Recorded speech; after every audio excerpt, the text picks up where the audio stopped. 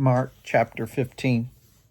Very early in the morning, the chief priest, with the elders and teachers of the law and the whole Sanhedrin, made their plans. So they bound Jesus, led him away, and handed him over to Pilate. "Are you the king of the Jews?" asked Pilate. "You have said so," Jesus replied. The chief priest accused him of many things. So again Pilate asked him, "Aren't you going to answer? See how many things they are accusing you of?" But Jesus still made no reply, and Pilate was amazed. Now it was the custom at the festival to release a prisoner whom the people requested. A man named Barabbas was in prison with the insurrectionists who had committed murder in the uprising. The crowd came up and asked Pilate to do for them what he usually did. "Do you want me to release to you the king of the Jews?" asked Pilate, knowing it was out of self-interest the chief priests had handed Jesus over to him. But the chief priests stirred up the crowd to have Pilate release Barabbas instead. "What shall I do, then, with the one you call the king of the Jews?" Pilate asked them. "Crucify him," they shouted. "Why? What crime has he committed?" asked Pilate. But they shouted all the louder, "Crucify him!"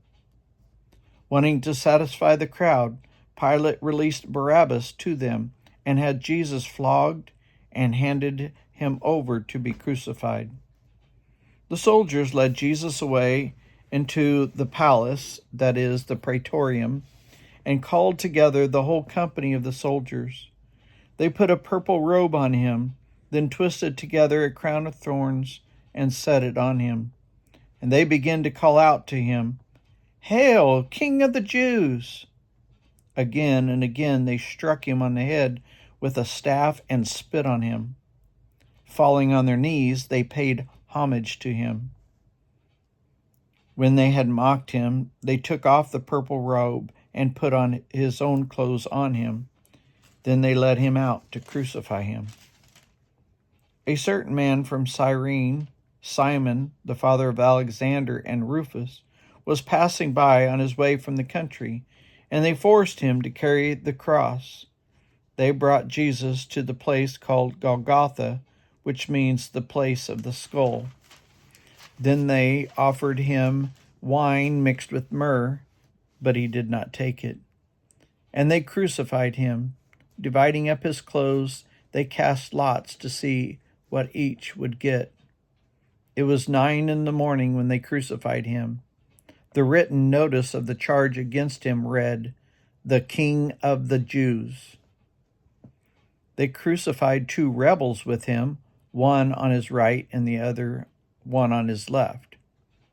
Those who passed by hurled insults at him, shaking their heads and saying, "So, you who were going to destroy the temple and build it in 3 days, come down from the cross and save yourself." In the same way, the chief priest and the teachers of the law mocked him among themselves. "He saved others," they said, "but he can't save himself. Let this Messiah, this King of Israel, come down now from the cross, that we may see and believe." Those crucified with him also heaped insults on him. At noon, darkness came over the whole land until 3 p.m. And at 3 p.m, Jesus cried out in a loud voice, "Eloi, Eloi, lema sabachthani," which means, my God, why have you forsaken me?" When some of those standing near heard this, they said, "Listen, he's calling Elijah." Someone ran, filled a sponge with wine vinegar, put it on a staff, and offered it to Jesus to drink. "Now leave him alone. Let's see if Elijah comes and takes him down," he said. With a loud cry, Jesus breathed his last. The curtain of the temple was torn in 2 from top to bottom. And when the centurion who stood there in front of Jesus saw how he died, he said, Surely this man was the Son of God. Some women were watching from a distance. Among them were Mary Magdalene, Mary the mother of James the younger, and of Joseph, and Salome. In Galilee, these women had followed him and cared for his needs. Many other women who had come up with him to Jerusalem were also there.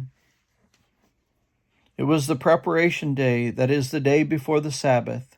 So as evening approached, Joseph of Arimathea, a promoted member of the council, who was himself waiting for the kingdom of God, went boldly to Pilate and asked for Jesus' body. Pilate was surprised to hear that he was already dead. Summoning the centurion, he asked him if Jesus already died. When he learned from the centurion that it was so, he gave the body to Joseph. So Joseph bought some linen cloth, took down the body, wrapped it in the linen, and placed it in a tomb cut out of a rock. Then he rolled a stone against the entrance of the tomb. Mary Magdalene and Mary the mother of Jesus saw where he was laid.